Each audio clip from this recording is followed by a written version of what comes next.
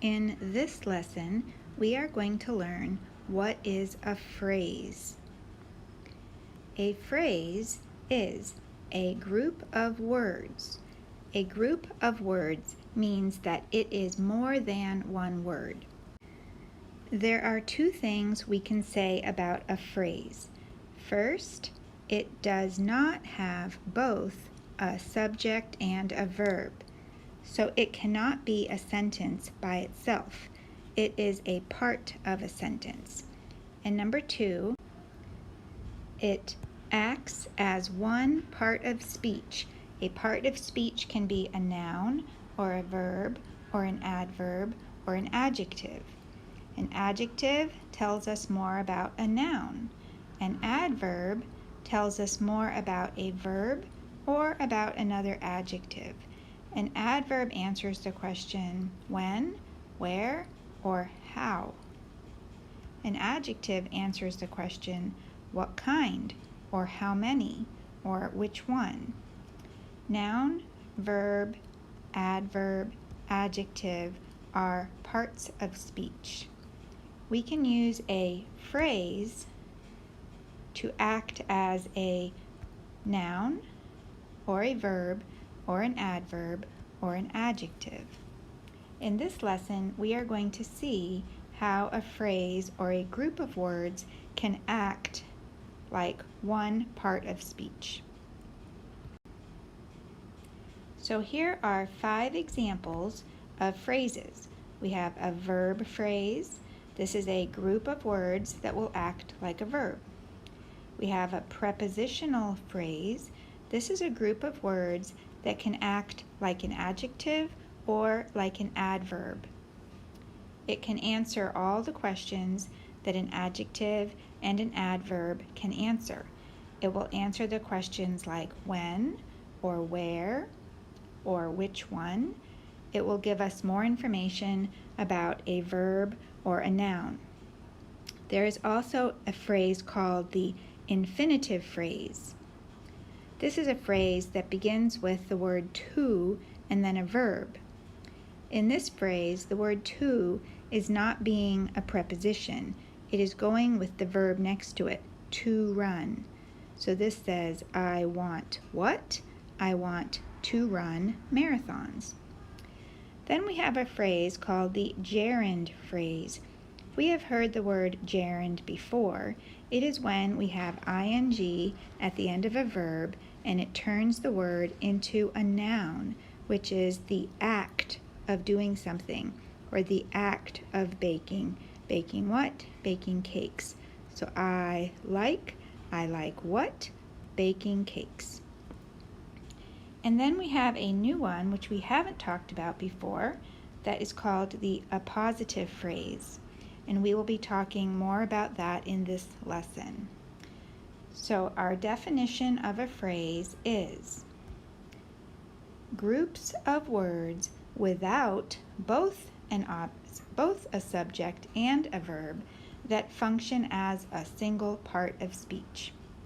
So number 1, it does not have both a subject and a verb. And number 2, it will act as, function means act as, a single or just one part of speech, which could be a noun, like a gerund phrase, or a verb, or an adjective or an adverb. Prepositional phrases are acting like an adjective or an adverb. A verb phrase is when we use 2 or more words to be the verb. It is often made up of a verb plus a preposition. You can see in this one we have the word up. Up is usually a preposition, but in the verb phrase wake up, it is part of the verb. So this verb, wake up, is a 2-word verb.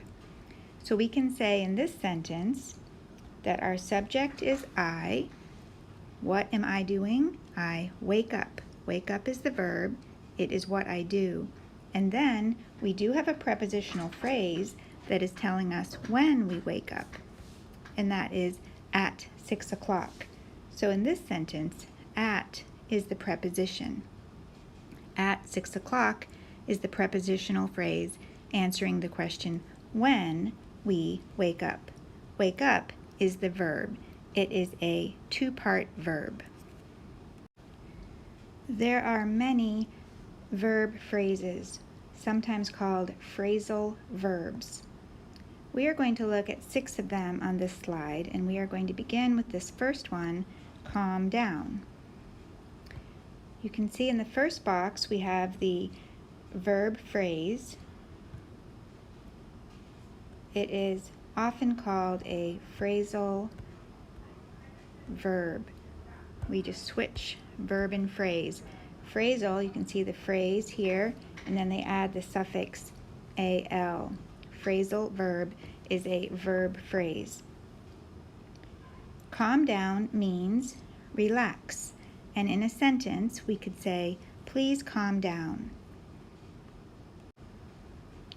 You might remember that down is also a preposition. We could say, for example, I climb down the stairs. Where do I climb? Down the stairs. But in the verb phrase calm down, the word down is part of the verb. It is a two-part verb. Let's look at another one. Dress up. Dress up means to wear nice and beautiful clothes. An example is, I want to dress up tonight. That means I want to wear nice and beautiful clothes tonight. Up is a preposition, but in the verb phrase dress up, it is part of the verb, dress up. Let's see what else. Give up. Give up means to stop trying. In a sentence we can say, don't give up. In this verb phrase, the up is not a preposition. It is part of the verb, a two-word verb, give up.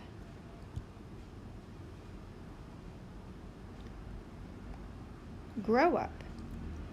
Grow up means to become an adult, to stop being a kid. And in our sentence we say, everybody grows up except Peter Pan. In this sentence, grow up, grows up. We put the S at the end of grow, but the verb is grows up. It's a two-word verb, so a verb phrase.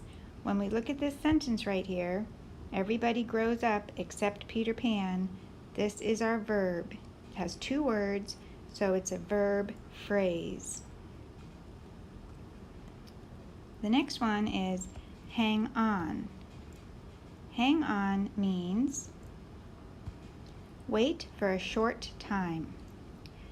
Hang on a sec. Well, sec stands for second.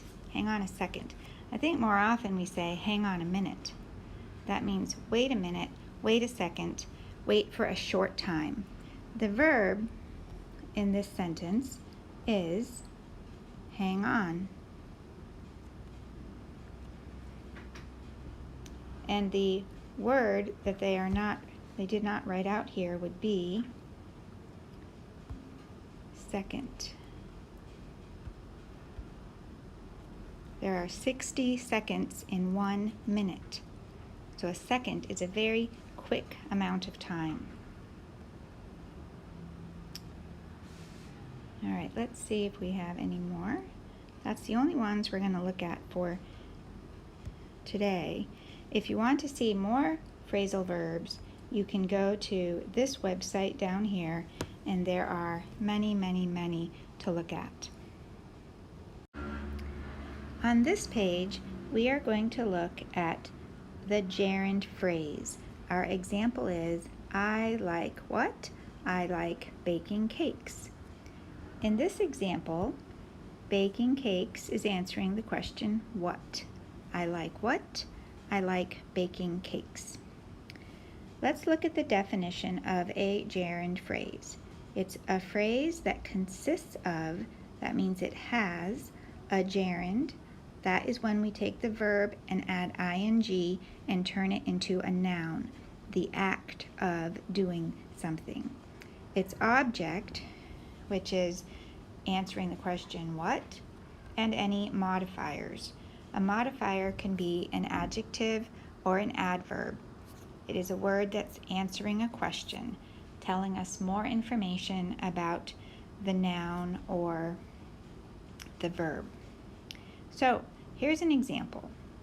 Eating shellfish quickly is a bad idea. So in this red box, we see the gerund phrase. The gerund phrase is the subject of this sentence, the whole red box. So it begins with the gerund. We take the verb eat and add ing, and then we ask the question, eating what? Eating shellfish. Shellfish is an object. It is telling us what we eat.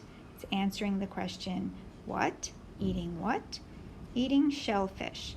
And then this modifier right here, this word is telling us, how are we eating? It's giving us more information about our eating. Are we eating slowly? Are we eating quickly? Are we being noisy when we're eating? Are we being quiet? How are we eating? And it says we are eating quickly. Eating shellfish quickly. This whole red box is the gerund phrase. It is a group of words that all together is doing one job. It is doing the job of the subject in the sentence. And this subject is what the sentence is about. And that is what is a bad idea. Is a bad idea. Our verb is, the word is. Is what? A bad idea. Eating is not a bad idea. Shellfish is not a bad idea. Eating shellfish is not a bad idea, but eating shellfish quickly, if you eat it too fast, that is a bad idea. So everything in this red box together makes up the subject of the sentence. That is what the sentence is about. So these three words work together in this one group to do one job and to be the subject of this sentence. There are many verbs that are followed by a gerund or a gerund phrase.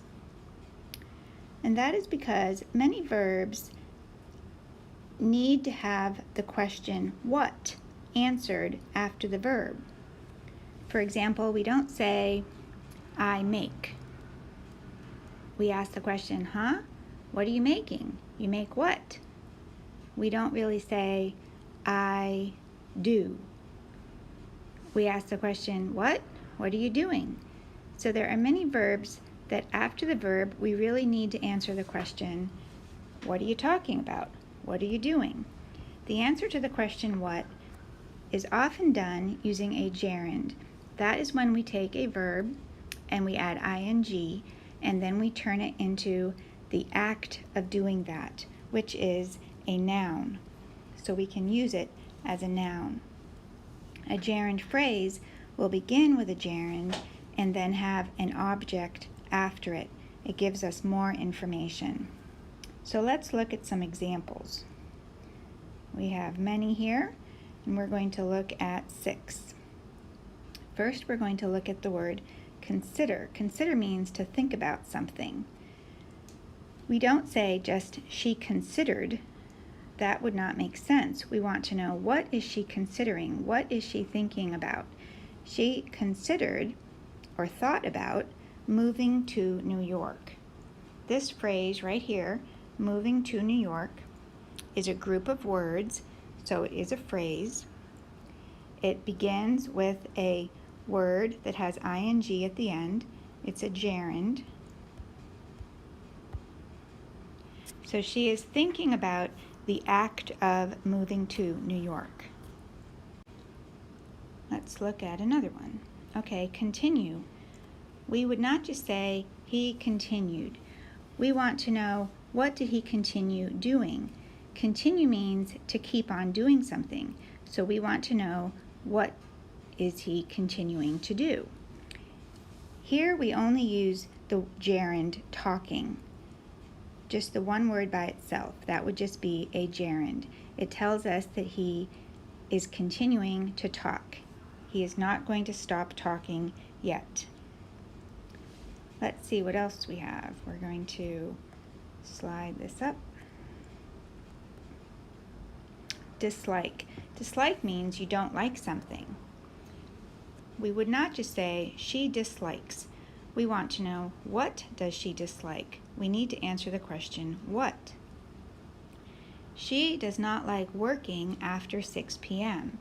So you can see that the first word in our phrase has an ing at the end. After it is not an object by itself, but it is a prepositional phrase telling us when, answering the question when, and a prepositional phrase has the preposition at the beginning, and then it does have an object of the preposition. So this is a group of words, and it does answer the question altogether, what does she dislike? She dislikes working after 6 p.m. We cannot say that she dislikes working. She might like working before 6 o'clock, but she does not like working after 6 o'clock. So this whole group of words, working after 6 p.m., this whole phrase all together does one job of telling us what does she dislike. And it begins with a gerund, so we call it a gerund phrase, but it is doing the job of an object by telling us, answering the question, what does she dislike? The next one we are going to look at is don't mind. I don't mind helping you. If we say I don't mind, that means it's okay with me. But we want to know what is okay with me. So we say I don't mind what? I don't mind helping you. That means helping you is okay with me. I want to help you. You can see in this phrase, it begins with an ing word that started out as the verb help, and then we added ing, turned it into the act of helping, which is a noun, a gerund, and then we say helping who or helping what, and it's helping you. And all together, this is the object of the verb don't mind. It is answering the question, what is okay with us? What is it that we don't mind? Okay, two more. Encourage. He encourages. He encourages what?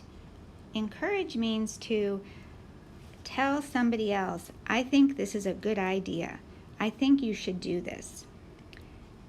So if you're going to encourage someone, you want to encourage them to do something. What is this person encouraging someone to do? He's encouraging someone to eat healthy foods. We say he encourages eating healthy foods. So eating healthy foods is what he is encouraging. It begins with an ing, so it's a gerund. They're eating what? He doesn't just encourage eating. He's encouraging someone to eat healthy foods. So all three of these words together is answering the question, what is he encouraging? So it is a gerund phrase. It is acting as a noun. Three words together. The phrase is acting as a noun, being the object of the verb encourages. So encourages is the verb, and the object of that is eating healthy foods. And our last one is enjoy. We enjoy. That means we like it. It is something we like to do. But what is it we like to do? We enjoy what? We have a question. In this sentence, we are just using a gerund by itself, just one word. It is not a phrase, it is just one word. What do we enjoy? We enjoy hiking. We take the word hike. We want to add ing So we get rid of the E, we add ing, and that becomes the act of hiking. We are going to use it as a noun, answering the question, what is it that we enjoy? And so we are using it as the object in the sentence. That is the gerund form of hiking.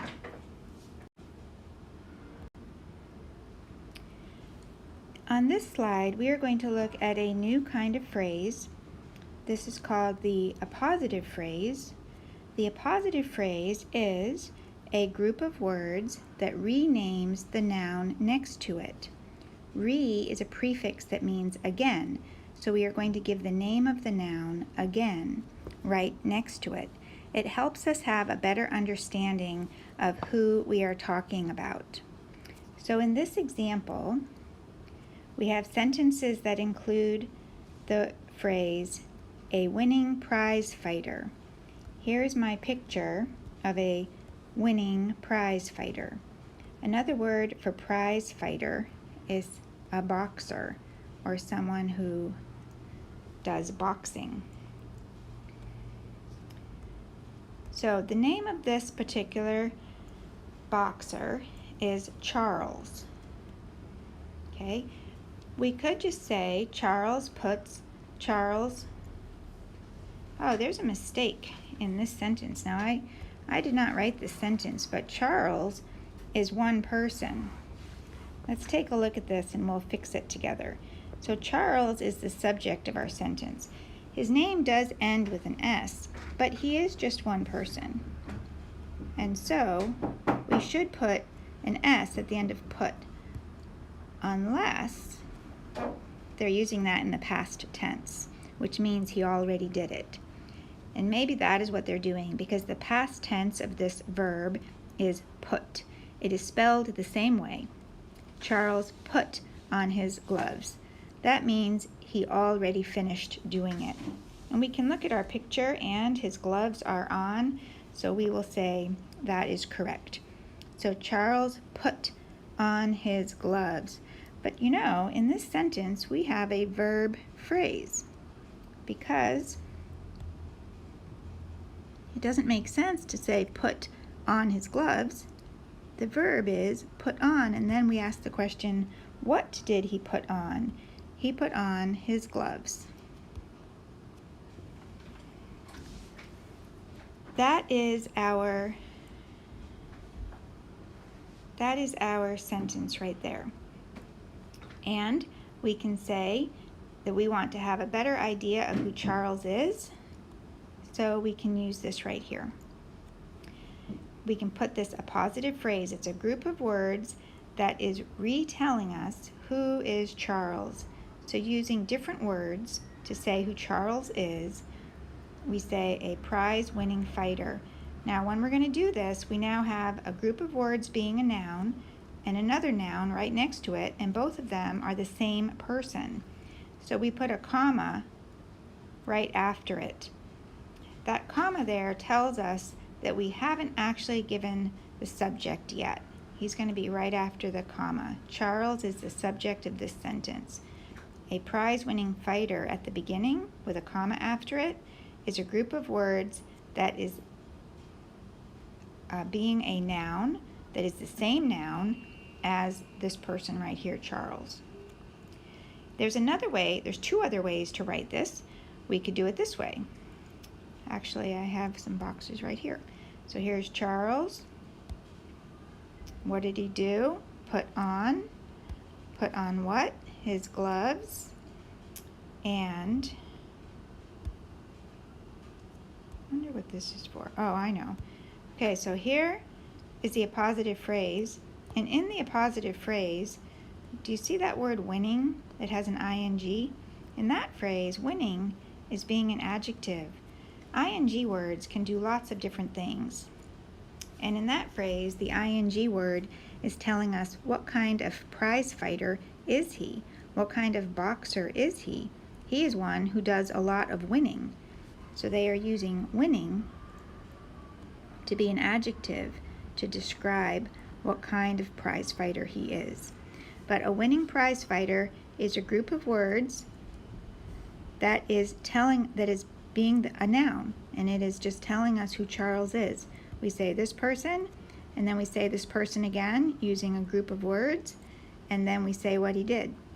So we put it in between the subject and the verb, and if we're going to put something in between the subject and the verb, we're going to put a comma before it and a comma after it. So you can see, if you look closely, what should I use? I'll use green. There's a comma here, and there's a comma here. And then in the last one, we put it at the end of the sentence. So we have the person competing was Charles. So here's where we put Charles. Here's where we put the appositive phrase. So we have this person. This is the same person. This is a noun. This is a phrase acting as a noun. And they are the same. We're just saying it again. We are restating it or renaming it. And so we need to put a comma. That's our rule. So if the appositive phrase goes at the beginning, put a comma right after it. If it goes at the end, put a comma right before it. And if it goes in the middle, it's going to go right after the noun that it is renaming. And you are going to put a comma before it and a comma after it. Especially if it is information that we don't necessarily need to know in order to know who this person Charles is. Actually, since we give his name right here, we know who he is. A name tells us exactly who someone is. So we don't have to know that he's a prize-winning fighter in order to know that he's Charles. But this does give us extra information about him.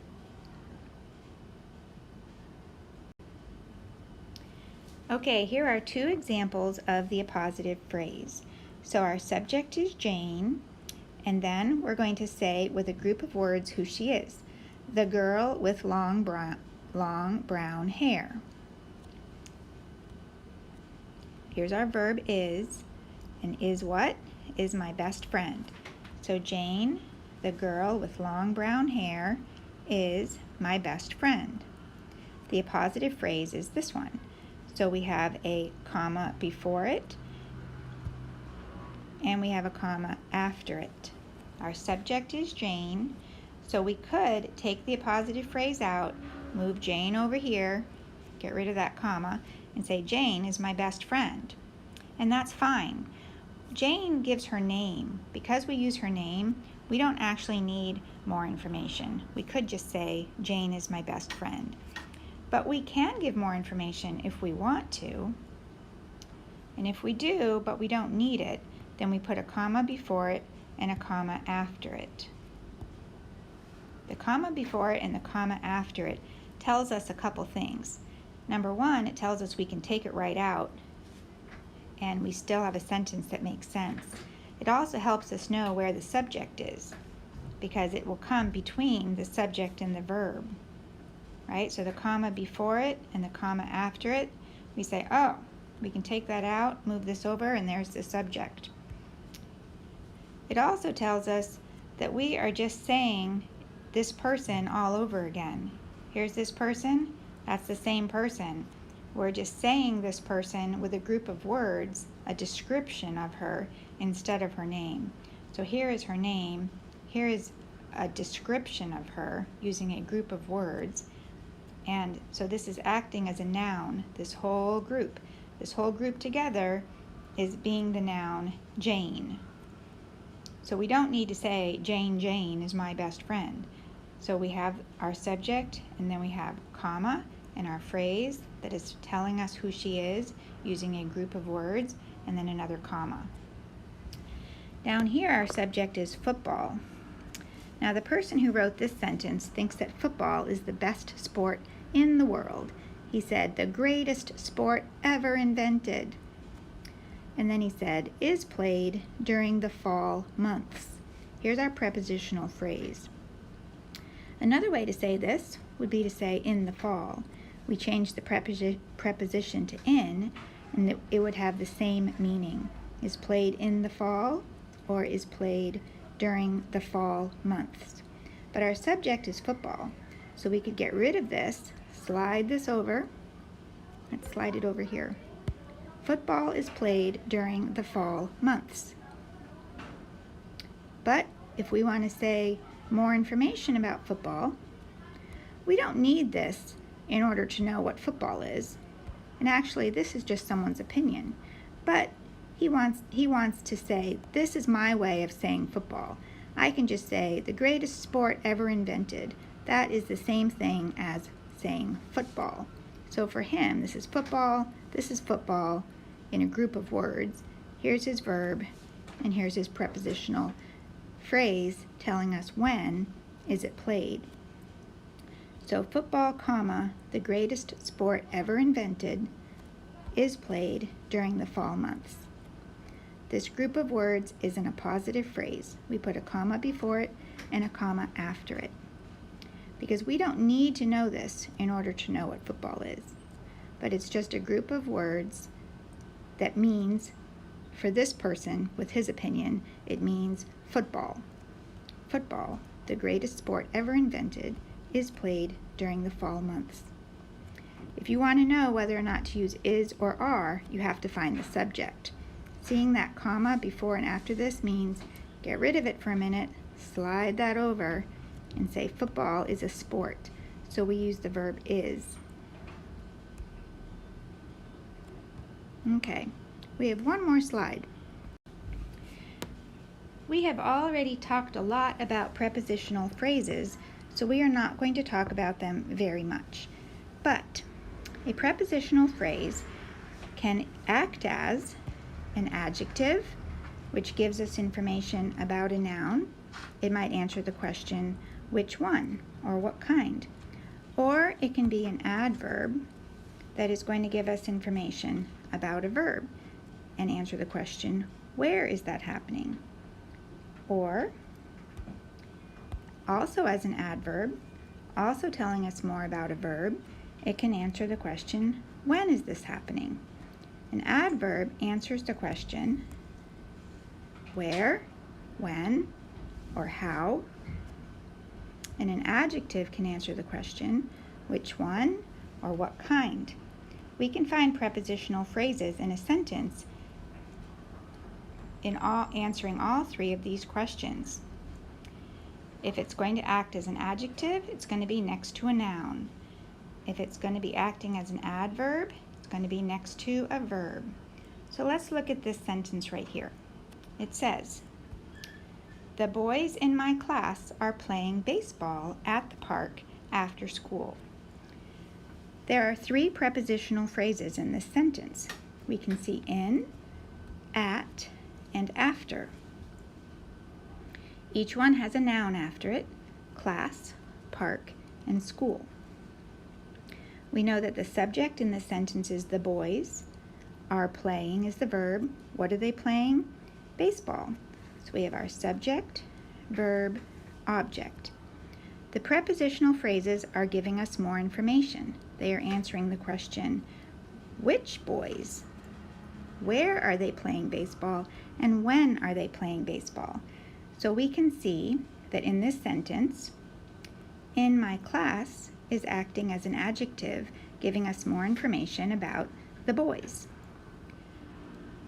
At the park is acting as an adverb and giving us more information about where are they playing baseball. And after school is acting as an adverb, giving us more information about when they are playing baseball. So when you find a prepositional phrase in a sentence, you know that it is either acting as an adjective, giving us more information about a noun, usually telling us which one, or acting as an adverb that is giving us more information about where the verb is happening or when the verb is happening. So a prepositional phrase is a group of words, but that group is doing the job of an adjective or it is doing the job of an adverb.